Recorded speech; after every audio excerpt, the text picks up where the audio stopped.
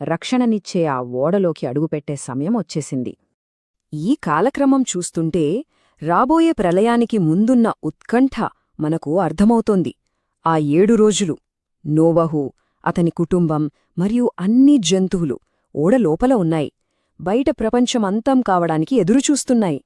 ఒక్కసారి ఆలోచించండి, ఆ నిరీక్షణ ఎంత భారంగా ఉండి ఉంటుందో. ఆ తర్వాత దేవుడే స్వయంగా ఆ తలుపును మూసివేశాడు. అంతే, అది అంతిమ నిర్ణయం. ఆ క్షణం నుండి బయటి ప్రపంచంతో సంబంధం పూర్తిగా తెగిపోయింది.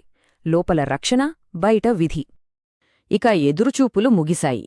కథ పరాకాష్ఠకు చేరుకుంది. భూమి మునుపెన్నడు చూడని ఒక మహాప్రళయం ఇప్పుడు మొదలవ్వబోతోంది. ఇది కేవలం వర్షం కాదు, విధ్వంసం 2 వైపుల నుండి వచ్చింది. ఒకవైపు భూమి లోపల నుండి నీటి ఊటలు ఉప్పొంగాయి. అదే సమయంలో ఆకాశం బద్దలైనట్టు కుండపోతగా వర్షం కురిసింది. అంటే భూమి మరియు ఆకాశం 2